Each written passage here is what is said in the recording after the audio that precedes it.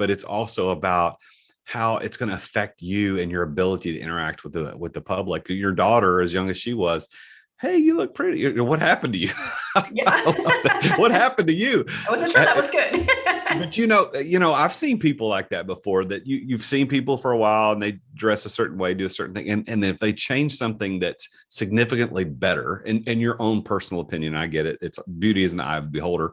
But if you see somebody come and then they're different, you're like, holy crap, what did you do? Did you buy a new suit? Did you get your hair cut? What did you do? And you can see their shoulders lift, the chest go out a little bit. And there's this air of confidence. And I wish that, teenagers need to hear that as much as adults do, about how you show up, how you present yourself in the world gives you opportunities or steals them from you. And you can argue all you want that that's not fair. It's reality, right? That's the world we're living in, which is why you've got 1 million people to your website. You got 100,000 people going through the program. It's because people understand there's value in it. It's not just vanity. It's not just vanity.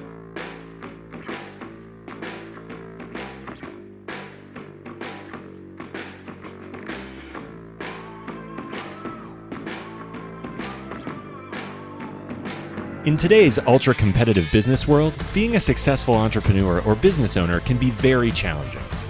Fortunately, contemporary times have blessed us with resources for tackling those challenges and getting us to success more quickly than we could have imagined. Welcome to The Root of All Success with the real Jason Duncan, a podcast that explores how the world's most powerful entrepreneurs grow incredible companies.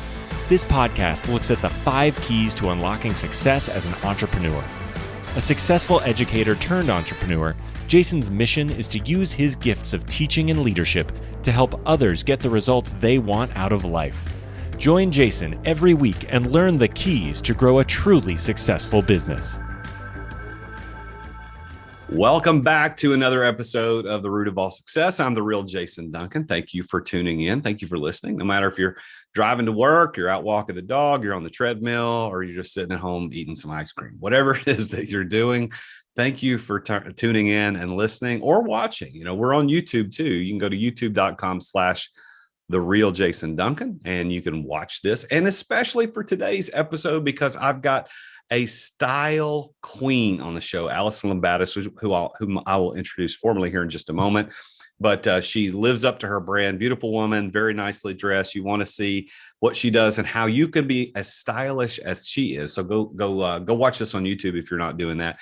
And if you're listening on any of the podcast players, I want to say thanks to the C-Suite Radio Network for helping us get syndicated. We've got a couple of sponsors that they help bring to our show, which you'll hear about later in the show. But thank you for being here. And if you haven't subscribed, please go do that. That really does help our show get more exposure so more people can listen and I can get better quality guests on the show. So just make sure you do that. And if you haven't left that 5-star review, I don't know every podcast you listen to, the host asks you to do that, but I'm honestly asking you to do it. It's the beginning of a new year. I'm in my 2nd year of podcasting now, and I would really appreciate if you go add to our 5-star reviews. We only have 5-star reviews so far, and it's to you that I am very grateful for making that happen. So thank you for doing that. It does mean a lot. So let me go ahead and introduce to you our guest for today.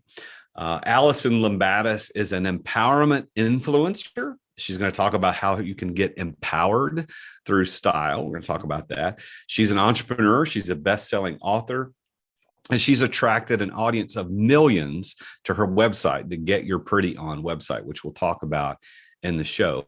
Her website also has served over 100,000 members in the Outfit Formula's personal styling system, which we're going to talk about today on the show. And she's going to share stories of how she's helped women get this outfit formula and completely change their outlook on life, how people perceive them, how they're able to show up in their jobs, to get promotions, to be recognized, to do better work, just feeling better about themselves. But Alison is a thought leader in the personal style and confidence arena. She empowers women and business leaders to show up as the best version of themselves in order to make a bigger impact. She's been featured in Forbes and Business Insider, Yahoo Finance, Redbook, Life and Style. This lady has an amazing story, and it's all happened in a relatively short amount of time, just over the last 10 years or so. And you're going to hear about how she just transitioned from corporate world to blogger to fashion empire. And you're going to hear about that today on the show. So please welcome today's guest, Alison Lumbatis. Well, Alison, welcome to the show. I'm so glad you're here. Thanks for having me. Well, I love how networks of people help us know new people. And we pre-show when we're getting ready for this, I was like, hey, tell me how we got connected again. And we have a mutual friend who's a Texan and transferred to Tennessee now, where I live, but who introduced us. And so, I always say your network is your net worth, and I'm getting to meet people like you. So I love getting connected with people and figuring out how we got connected. So, but thank you again for being on the show. I'm anxious to hear about your story.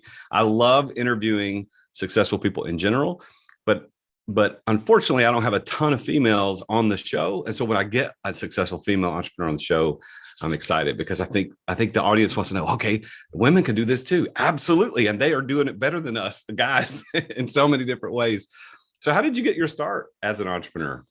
Honestly, I call this my accidental business because I really started Get Your Pretty On from a place of where I was not feeling good about myself. I had been working from home for a few years, and I was looking for a creative outlet, and I started blogging, and I would love to say the rest is history, but we all know it did not go that smoothly. But I started my blog back in 2012 when I was a telecom engineer, and really it's just kind of grown from that space of me fulfilling a need that I had for myself into helping, hundreds of thousands of women worldwide get dressed every single day, from sharing just the basic fundamentals of putting an outfit together way back then.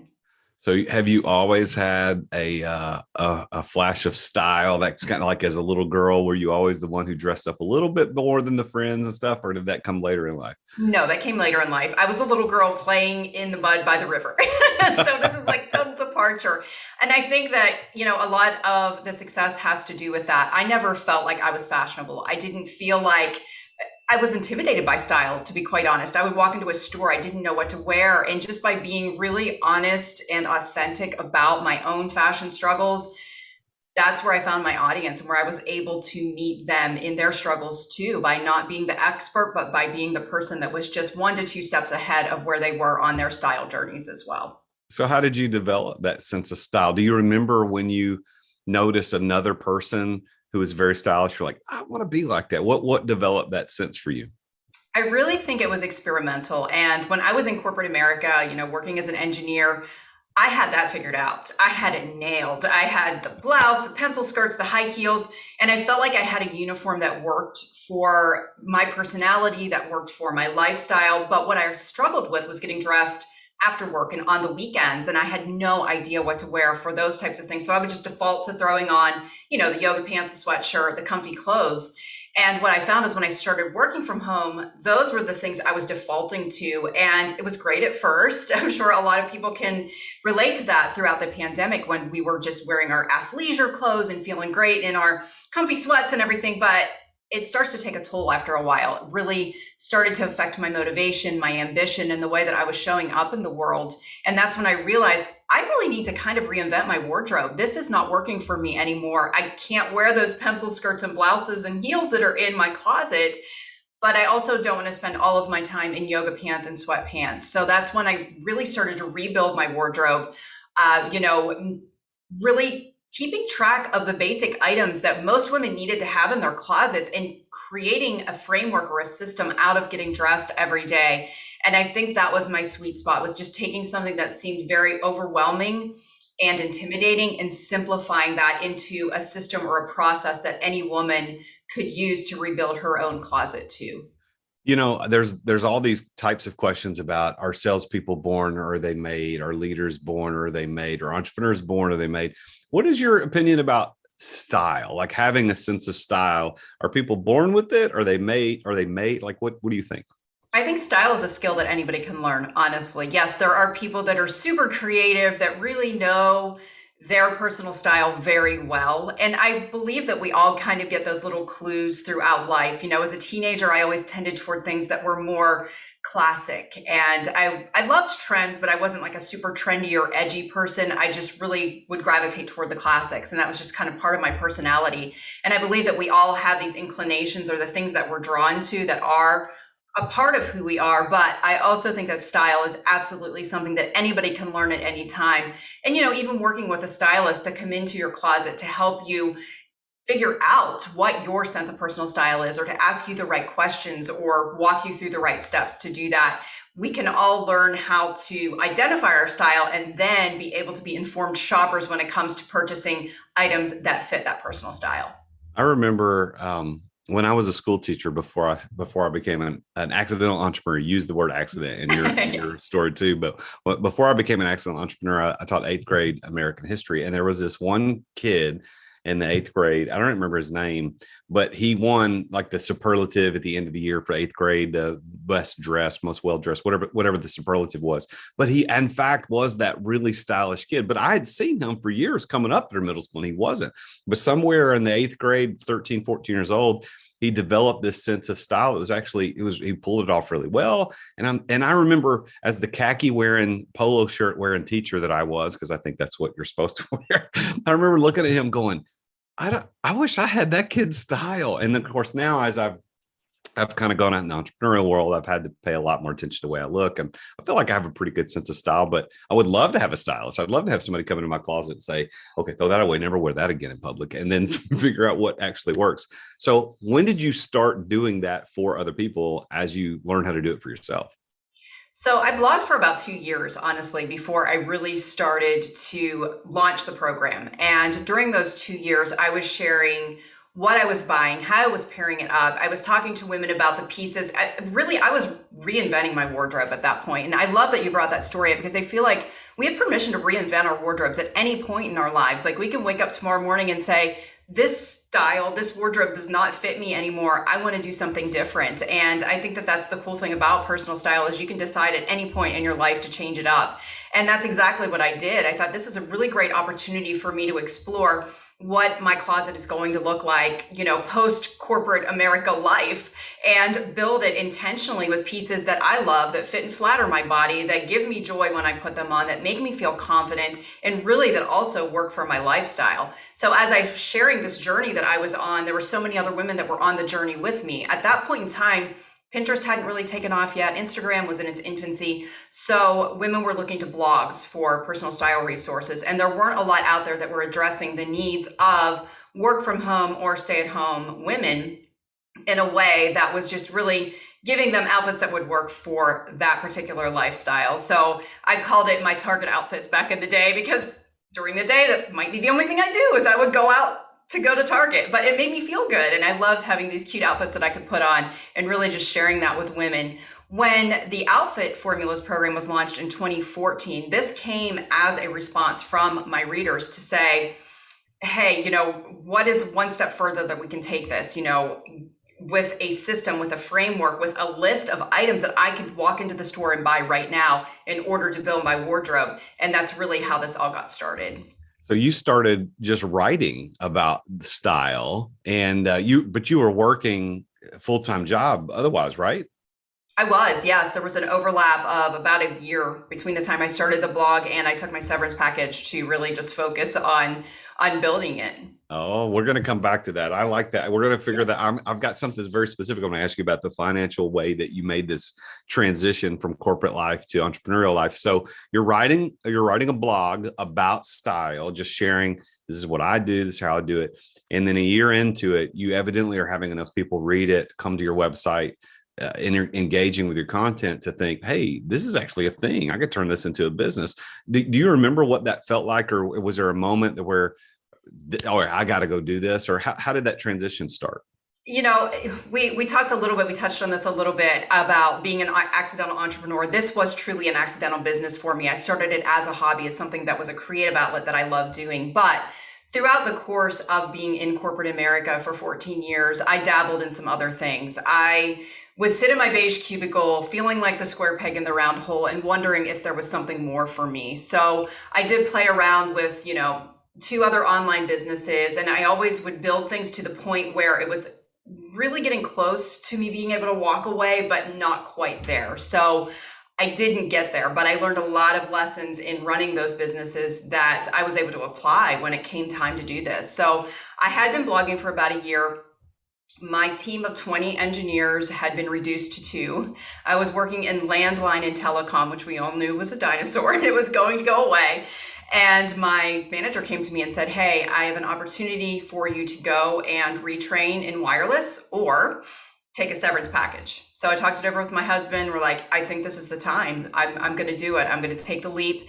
So I had about 6 months of severance and was able to stretch that to a year. But when I got to the end of that year, I still was not making money at blogging. And that's when I sent out a survey to my readers and I said, what can I do for you that is going to take this to the next level? What's something that you would be willing to pay for? And that's when this idea came back to me. There were a ton of overlap in the responses on that survey where my readers were saying, hey, just give us a shopping list. Tell us what to go out to buy. Tell us what trends to add each season and show us ways to pair this up. And when they came back with that idea, I realized that that was something that I could easily accomplish. And honestly, the first time I launched it, I would have been happy if 50 women signed up, but 500 signed up out of the gate. And I knew right then and there, I'm going to be able to replace that corporate income. Like this is actually going to work. So you were blogging for a year, writing evidently very engaging and good content. You send out a survey. Your readers are like, yeah, we need you to do X. And you say, okay, if I did X, did you initially charge for whatever it was they were asking for, or did you do it for free, or how did you monetize it? So I did. I charged $10 for it the very first time. Yes. But you got 500 people say, I'll give you $10. That's exactly. I had 500 people say they give me $10. And that first, I didn't really understand membership sites or how to make that work. I knew I had to password protect the content so that, only the paid customers would have access to it. So I cobbled together a bunch of systems on the back end. I taught myself all the things as quickly as I possibly could, like grabbed some code from PayPal to create a pay now button for it. It was so rudimentary, but I also realized that this was a place where this was a starting point. I would have my first 500 customers. We would make all the mistakes that we could possibly make, break everything, do all the wrong things. And then I took the next year, which was year 3 of my journey, and really focus on creating a scalable membership site, putting the technology in place, and doing all of the things that have honestly set me up for success today, and being able to handle, over 100,000 members that have been served through the program. So it was a really good learning experience, and honestly, lots of leaps of faith, lots of risks being taken, and lots of mistakes being made, but being okay with that process was a huge part of the success too. So what year was it when you started writing the blog? I started writing it in 2012 and launched the program in 2014. So you're writing the blog for a year or so, and then you launched the Outfit Formula personal styling program. Your first membership push is 500, but now you've served over 100,000 people.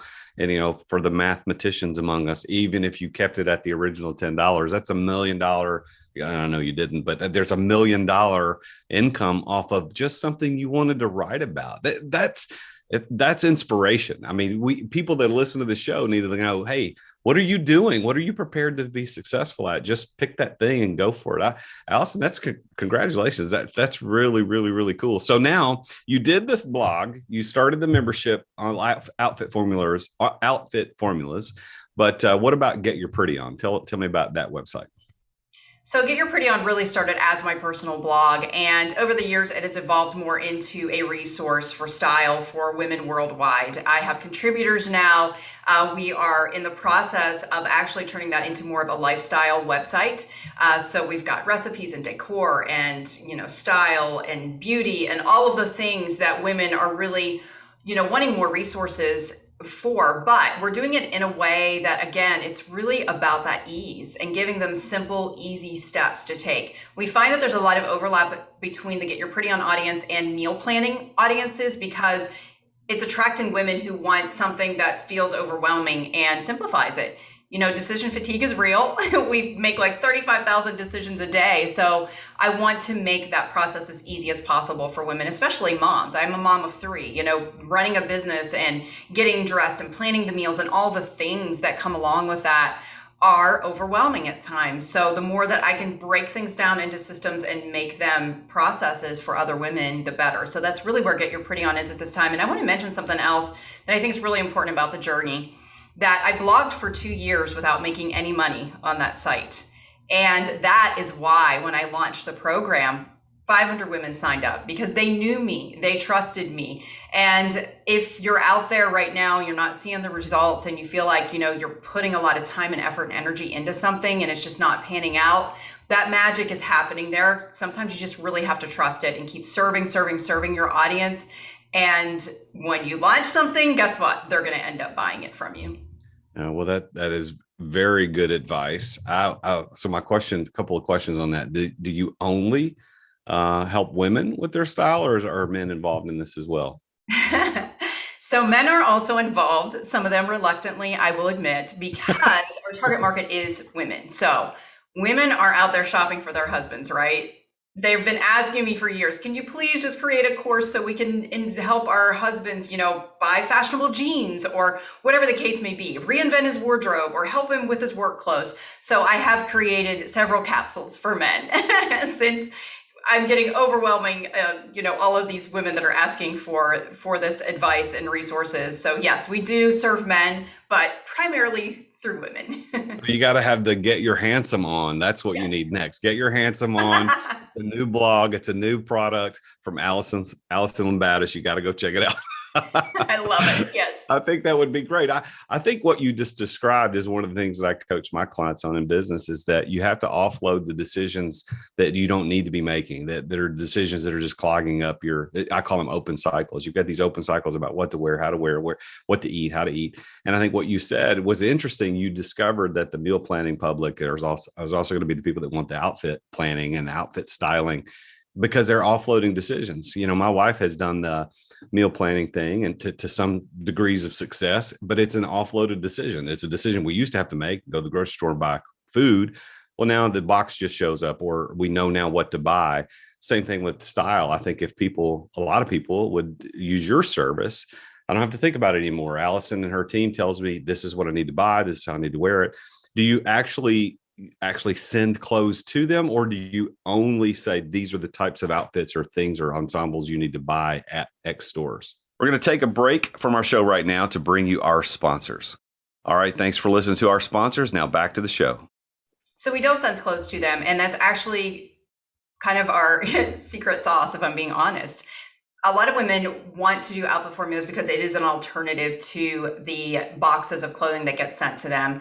They don't have a lot of control over that. That may or may not suit their style. The quality may or may not be there. The pricing's a little bit high on those items. So they would rather have me come and say, hey, just go out and buy these items in the store. Here's a shopping list of pieces. Check anything off that you already have in your closet, and then intentionally fill in the blanks on this list at the stores that you're already shopping at that you already love. So that gives them a little bit more freedom. It gives them more choices. It also allows them to not constantly be, a consumer and buying more and more and more. It's more of this less is more theory of let's get these pieces in our closet that we can reuse over and over again. So some classic basic items, and then intentionally shop with a purpose with your list and add in the items on that list that you need to create the outfits. Then I send them the outfit formula, which they get either on our app or in their email every single day. Pull that up, know that they already have all of those pieces in their closet and are able to create the outfit of the day from the items that they have. That's very, very clever. That is all from just blogging about the need to be stylish from a little girl who used to play in the mud down by the river. Yes. It's turned out pretty well. And for those of you who are not watching this right now on YouTube, you're just listening, you got to go look at the YouTube. This lady is absolutely everything she teaches. You got to see it. She's dressed very nicely, and I bet she did the outfit formula. She probably did that because she invented it. I practice what I preach. It makes my life easier too, to be quite honest. I don't have to think about it. I just look at the outfit formula of the day, put it on, and go on with my life. Well, I did see that you did a Good Morning Texas a few years back, and you did this makeover with these ladies who were just either working from home or stay at home moms, and that spent their time in yoga pants and sweatpants at home all the time. And you took them, and there were some pretty significant changes. And this was just, you didn't get into the details in the YouTube video that I watched, but that was probably just happened in a few hours there at the studio, I can imagine. But you absolutely did a great job, because some of those ladies nobody probably ever give a second look at. But now that you got them dressed up, holy cow, that's a classy looking lady. It's a nice looking woman, or she's a businesswoman, depending on what style you're going for. So you actually do know a lot about what you're doing, and you can see it. I mean, unless you're blind, you can tell that you're doing a really, really good job. Do you want to do more of that, like TV specials and internet specials? Is that what you're aiming for? I mean, absolutely. I love to be able to just get the Alpha Formulas message out there. And I love what you touched on is how those women transformed, and you can see it from the inside out, just the confidence that comes with showing up as the best version of yourself. And a lot of us just kind of give up on ourselves after a while. Sometimes we're busy moms, or we get caught up in life and we just start to focus on other people and not on ourselves. But there are numerous studies out there that show that the way we show up in the world affects our self-efficacy, our self-esteem, our self-confidence, and what we end up going after. And I've seen this over and over again in the program. Women who will come to me and say, my relationships have improved, or I just got promoted at work, or I decided to go back to college and finish my degree, or I embarked on a health and wellness journey because of taking this one small step. And that's what it was for me. It was that one step out of my yoga pants rut to getting dressed in an outfit that made me feel good, that has led to an entrepreneurial journey, honestly, that I never even could have dreamed of. So I just think that that's really the power of getting dressed and feeling great in your clothes and great about your appearance. It's about the way that you show up in the world too. I want to touch on that actually, and it's not really about the nature of the show, generally speaking, but because you're a subject matter expert in this, I want to ask you because I'm just curious. So I believe everything you just said. I think that we probably have exactly the same worldview on how you show up in the world has a lot to do with how people perceive you, how your self-esteem, but your ability to do things and your acceptance in the world. But let me ask you this, and just in general, there is this side of things that it's low self-esteem. And that's why I don't dress up, and I don't see myself. But there's the other side of people that absolutely don't give a blank, fill in the blank, and they absolutely don't care, and they dress like a slob all the time because they don't care. I don't think that's healthy, and I also don't think the other side is healthy with a low self-esteem. How do you see bringing in a healthy perspective of, hey, for the guys, trim your beard, cut your hair right, dress nice. For the ladies, get out of the yoga pants and the sweatpants, wear something appropriate for public, put the makeup on, do the thing you need to do. How do you deal with that in a healthy way so that it's not encouraging conceit or arrogance or look at me, but it's, I don't know. Does that make sense? Like, how do you encourage the healthy side of that? Absolutely. And, it's something too that being out on social media and being in the public eye that sometimes can get misconstrued. It's not about appearances. And even the name of the original website is Get Your Pretty On. I caught some heat for that too. Like, oh, well, you're only valuing looks. And to that, I'm saying, no, like living a pretty life isn't just about the way you look. It's about everything that makes your life more beautiful. It's about your deepening of your relationships with others, with yourself. It's about vulnerability. It's about all of this inner work that's going on. And I spent a few years as a life coach. I have a degree in psychology, and I feel like this is woven into the philosophy of everything that's done through Get Your Pretty On. It is about that internal change. And I love what you said about, sometimes when we're feeling bad, we don't want to do the things. And I always tell everyone in my audience, you don't have to feel it to do it. Sometimes making the change leads to the feeling happening afterwards. Take the action and then allow the feeling to come, because what you'll find is if you do just make that little bit of effort, it's going to make a big difference to you. And that's what's going to spur you to keep making the changes. It's kind of like a health and fitness journey. That first time you don't feel like getting on that treadmill, or you don't feel like eating those healthy foods, but the more you do it, the more it's a cycle of just feeding into that in a really healthy and positive way. And negativity works the same way. If you're making the decisions that are not serving you, you are eventually going to end up in a bad place. So take the action, have the feeling later. You don't have to feel it to do it.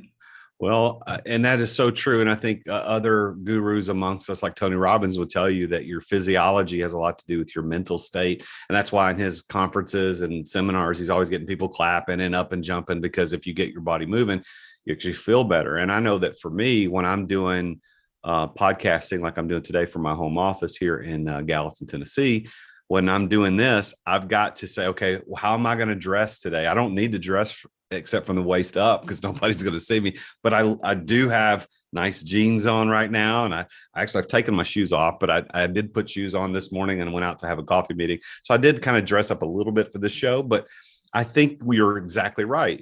How we dress up and how we show up is a lot of the ways how people respond to us. And I would like for you to dig into that just a moment deeper, because I know there's a lot of people out there that don't believe that or don't understand it. But it's not just how you feel, but it's how people react to you. So talk about how you've worked with women or men, but worked with people and help them change their style and the way they show up and the responses. You've already mentioned a couple of examples, but give us another example or two about how people receive people who dress up a little bit. Yeah, so it is external and it is internal. So absolutely, the way that you show up in the world is going to affect how people treat you, how they perceive you. If you are putting that effort into yourself, then others naturally are going to put that effort into you. It's kind of a reciprocal thing. And I think that, especially as women, and when we get older too, or after we have kids, there's this level of invisibility that we start to experience where, I don't know if it's self-imposed or if it's happening, naturally in society, but we start to feel a little bit less visible. And then we start to kind of put a little bit less effort in, and we go, back and forth in the struggle between wanting to be seen and wanting to hide.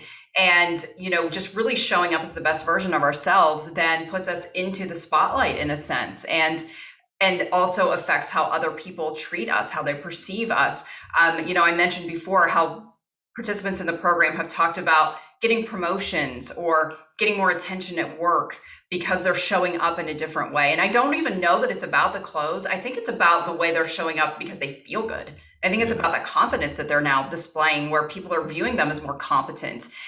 So it's like the chicken and egg thing. I don't know where it's starting, but it's definitely starting somewhere. And it is absolutely resulting in, ripple effects throughout their lives. I tell the story frequently of how Get Your Pretty On got its name. And that was from my daughter.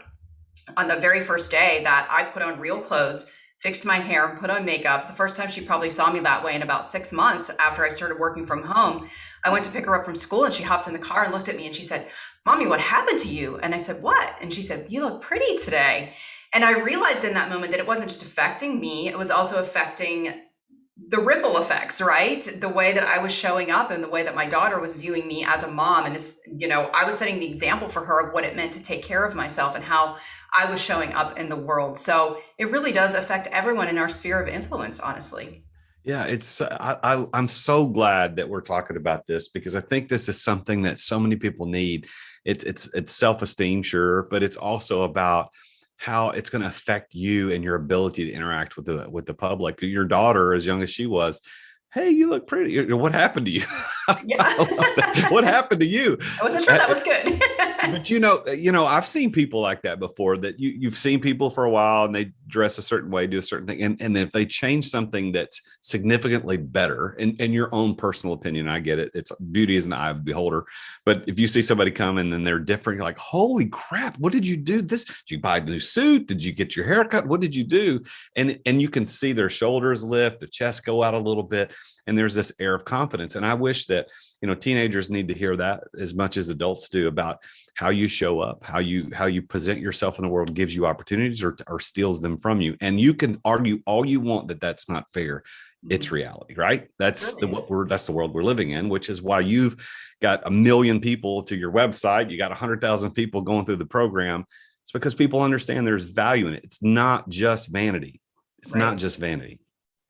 I bet you get haters all the time on that stuff, don't you? On the vanity side. Isn't that weird? Just because you value something automatically in some people's minds means you devalue everything else. And that's just, we live in such a crazy world. We could go political for a minute, but we're not. Well, let me do this. I'm kind of shift gears a little bit into kind of the core part of the show now that we heard your story a little bit. And the show is called The Root of All Success. And I want to get to the root of your success and how you were able to grow into such a successful brand, a successful, powerful female entrepreneur, a successful entrepreneur. Forget sex or gender. Like, you're just a successful entrepreneur. But let me ask this first. How, Alison, do you define the word success? For me, I've been really thinking about this a lot lately, because once you kind of get to a certain level, then it's not about the money anymore. And it's not about, notoriety. I really have had to sit back and think about what is enoughness for me? What is success for me? And honestly, it comes back to what I wanted to accomplish when I started this back in, 2014, when I started to monetize the business. It was to have time and financial freedom to spend with my family. And I have that in spades now. So once you get to that point and you realize that, then it becomes about impact. And now for me, it is about impact. It is about changing women's lives. It is about them showing up as the most confident version of themselves because they are making a difference in the world by doing that. So for me, that's what success is. It's that time and financial freedom to be with my family fully and be present. And it's also about making that bigger impact too. So with that as a definition, do you consider yourself a successful person? Absolutely, yes. I love it. I love the confidence in that. And see, when we get clear on what success means, we know if we have it or not. I mean, so true. You got clear on what it meant for you. And once you got it, I mean, I'm sure your family likes that because you've got that freedom, that time, that money, the control over what you want to accomplish. So congratulations. That's amazing. Thank you. So here's what I've discovered, Alison, and the listeners are very familiar with my line of questioning because this is what I talk about every time. But I have over the years discovered that there are these 5 keys that help entrepreneurs unlock success, and they are almost universal to down to the absolute every human being I talk to who's a successful entrepreneur happens. Now, I've not met one yet where it absolutely didn't show up, but obviously people have different perspectives of how much that influenced their success. But I would like to go through those with you and see if they are present in your story. Now, I've been listening and I've been paying attention with my ears to listen through my lens of success keys. But I want to ask you about these 5. So the first one is that of passion. I think that every entrepreneur, in order to be successful, has to have passion. And it's not just emotional passion. It's not just liking it and getting energy from it and enjoying it. It's about, I am willing to push through the tough times. I'm willing to endure for this thing that I'm building because I like it. And that's actually what passion means. Passion, the root word means willing to endure. So in your story of getting to become the successful fashion expert and influencer that you are today, did that side of passion play a role in your journey to success? And if so, how? Absolutely, but not in the way you probably think I'm going to say, because here's my dirty little secret. I am not passionate about style. I am passionate about making things easier for women. I am passionate about showing up as the best version of yourself, and style is the conduit for doing that. But absolutely, I think if you lose your passion for something, it's hard to get out of bed in the morning. I think one of the things that really struck me when I started to stumble down this path of style was that I felt pulled out of bed in the morning, which was something I did not feel ever in my job in corporate America. I was dragging myself through the day. But every single day of this entrepreneurial journey, I have felt pulled into my day. And it's such a difference and such an amazing feeling when you're invigorated about starting something and really just sustaining that passion through the years. You have to love what you're doing.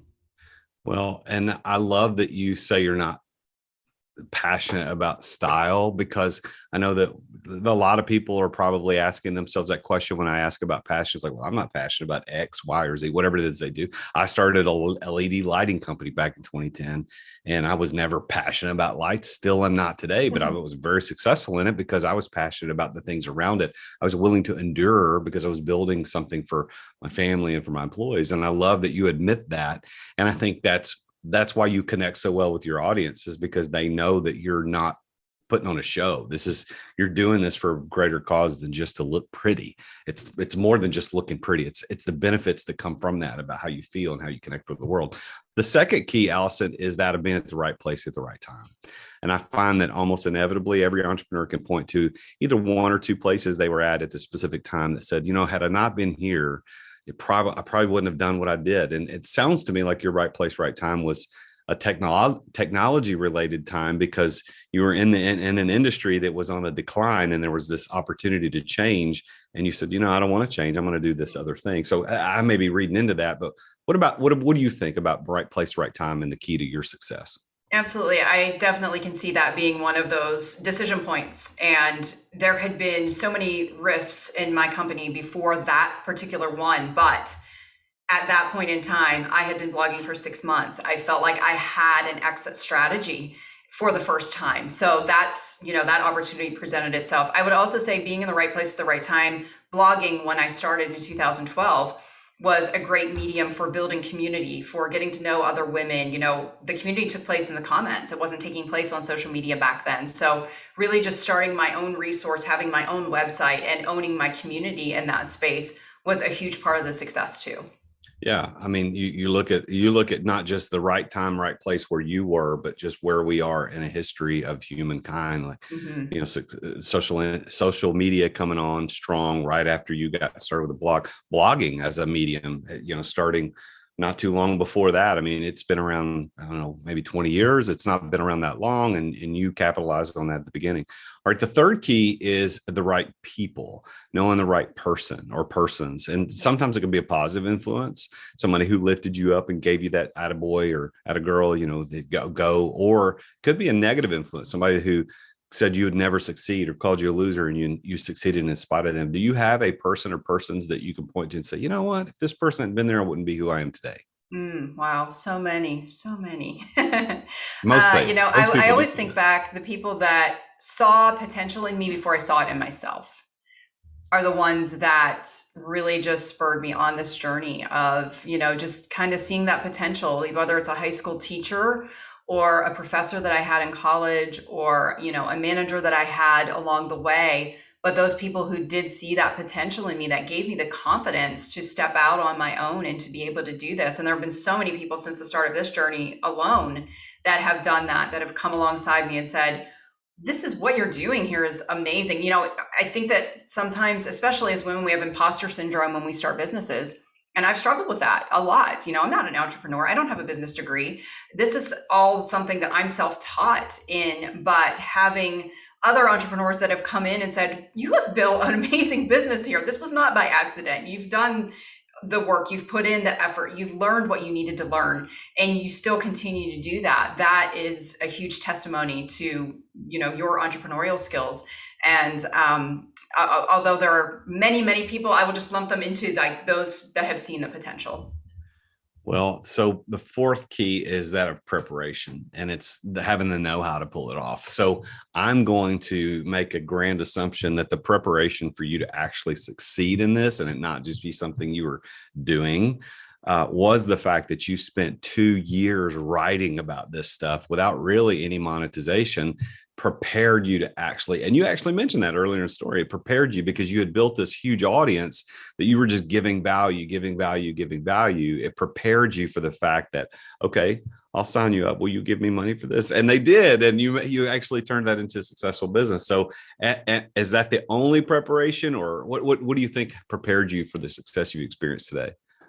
Blogging all really came down to writing and authentically writing, if I'm being honest, like sharing vulnerably that I don't know everything. I'm not an expert. I just launched, I released my first book in September of last year. And, when I start, the very first intro in my book is, I am not a stylist. I am not an expert, like being really honest with people up front about that. I think that was a huge part of them trusting me and having that transparency and that authenticity. So I've been a writer since I was a teenager, and really just taking those writing skills and being able to apply them to blogging was a huge part of the success as well. So the last key to success that I found is true in every entrepreneur's story is that of a plan. And this is what I said I was going to get back to at the very beginning when you talked about this. And what I mean by plan is not a business plan, although that might have some impact on your ability to succeed. Most entrepreneurs say, yeah, I didn't have a written business plan. But what I mean is the financial resources at your disposal to become successful, to launch the thing. And so you said I decided to take the severance and make a go at this. And you stretched that 6 months of money into a year. That sounds to me like that was your plan to financially monetize or to get this thing up and running. But was there any other plan that you had to make this thing work from a financial standpoint? I think that was the most impactful thing, was being willing to say, I'm going to take the risk. And also having that fire lit under me of knowing that I had a year to figure this out. That was a huge part of really launching the program probably before I was ready. Sometimes we have to do things before we're ready, and that's, it's just part of the learning. But yes, I think that that was really the key to making this work financially. And all along, just reinvesting in the business, taking that first year, it would have been easy to say, I doubled where I wanted to be. My goal initially was I want to replace my income from corporate America. Well, I doubled where I wanted to be in that first year. So what I did was I took all of that money and reinvested it back into the business in year 2 to have the technology and to be able to be in the place where I'm at today. Honestly, those decisions in year 2 of launching the program set me up for everything that's happening today. So just continuously reinvesting in the business, investing in people now has been huge. But that's been a big part of this as well. And just really being okay with the sacrifice and trusting that if we sacrifice now, it's going to pay off later on. I love it. Well, so congratulations. I mean, you've done this in a relatively short amount of time. I mean, over the 5-6 years since you started blogging in, you said 14, right? Is it 12 or 14? 12. I started blogging in 14. I launched the program. Yeah. So from 14 to today, I mean, here we are at the beginning of 2022. Tremendous success. 1 million people on the website, 100,000 members going through Outfit Formulas. Congratulations. That's a phenomenal story. And I'm so glad that you dressed up that day and your daughter goes, "What happened to you? You're so pretty." Isn't that great? So thank you for sharing your story. So I do have a couple of burning questions to ask you as we go off here that I know that every listener is thinking right now. So what's your stance on yoga pants? Is this a publicly consumed piece of attire or not? Well, considering the fact that they were my daily outfit uniform for about 6 months straight, I will say yes. We've become even more casual and more relaxed since the pandemic. And I don't see that really pendulum swinging back to us getting dressed up a lot more again, if I'm being honest. If you look historically back from the 50s to today, I mean, we have really just dressed down as a culture in America. So I'm going to say yoga pants are A-okay. And I will wear mine for about, not the same pair, but a clean pair for about 2 to 3 days in a row before I realize I should probably put on some real clothes now. All right. So let's go on up or backwards on the spectrum from yoga pants to jogging pants or sweatpants. Publicly okay, not publicly okay. What do you think? So joggers, we're starting into the territory of being a little bit more relaxed and loose fitting. It's really about how you pair them up. If you're like baggy all over and just kind of feeling really schlumpy, if I do dress like that and go out in public, I tend to want to at least like fix my hair or feel like I'm making an effort in another area. And again, I just go back to how does it make you feel? If you feel bad in your baggy sweatpants, then maybe you should just save them for the couch at home. Okay. And then the last step in this continuum of clothing choices for public consumption is pajama pants, pajama bottoms. Come on, Alison, please answer this correctly. Should you be wearing those in public? I'm going to say no on that one. I've seen a lot of pajama pants this week. I'm not going to lie. I don't know what's going on. There's something in the air, but there have been a lot of pajama pants out in public this week. And it's a little bit confusing, but Come on, people. You just heard it from Alison Lumbatis. She is the style queen. You cannot wear these things in public. I will tell a short story, and hopefully this dude doesn't listen to my show, but I go to this coffee shop every week with a friend of mine for the morning. And this one guy has come in now. I've seen him twice, and nice looking older gentleman, but wears pajama pants and otherwise he's nice looking, like he's got a jacket on, a nice hat, not a suit jacket, but like an overcoat but these humongous pajama bottoms that look like almost like parachute pants or MC Hammer pants from back in the 80s and 90s, if you remember those things. And I'm thinking, dude, what do you think? I wouldn't even wear those around my house. I'm sorry, I'm ranting a little bit, but I'm really glad you agree with me on this one. Yeah, that's confusing. Maybe it is like definitely a signature confusing style item. I don't know, but yeah. Well, let me give you the opportunity to close things out by doing two things. Number one, I want you to give some advice, and I'm going to tell you what advice I'm asking for. And then second, I want you to share how people can get in touch with you. But let's go to the advice first. So I want you to think about the continuum of people who listen to this show. On one hand, you've got brand new entrepreneurs, maybe somebody like you, they're still in corporate America, they're doing a side hustle or side gig, or they don't even know it's going to turn into a real thing. And the other side of the continuum are multimillionaires who've built amazing businesses, and they're there. And then there's a lot of people, of course, in the middle. I want you to speak to that first side, those startups, those people at the very beginning. What would Alison Lumbatis say as a piece of advice on what they should do to become successful? I'm really all about progress over perfection and just doing the thing. You're not going to find clarity if you're not engaging in something. So just get up every single day, trust the process, have faith that what you're doing is leading to something so much bigger, and trust that magic is there, because it's really, really difficult when you're not seeing the results early on in your business and you're really hustling and grinding and it's just not there yet. I was there for 2 years before my big payoff happened. So trust that your big payoff is out there. And how would people get in touch with you? What's the best way to engage with you and your brand? And the best way to engage with me personally is on Instagram at Alison Lumbatis. And with the brand, you can find us at outfitformulas.com and at getyourprettyon.com. All right. So I'm going to spell your name for the people that are listening. It's ALISONLUMBATIS. So make sure that you look up Alison Lumbatis on Instagram. Make sure you follow her there. She's got a really good page and lots of cool stuff on there. She's got a lot of followers, give you some good style advice. And the penultimate style advice that we figured out today is don't wear pajama bottoms in public. Please, people, don't do that. So, well, Alison, congratulations on all your success. It's been an honor to talk to you. And I'm so glad that our mutual friend, Bobby, introduced us. I'm glad that we connected. And I really look forward to staying connected with you permanently, because as I meet people on the show, I'm like, yeah, these people, we need to be in each other's networks, because there's so many cool things that we could do in the future together. So thank you for being here. Thank you for sharing your story. I appreciate you very much. And again, congratulations on your success. Thank you so much, Jason. This was so much fun.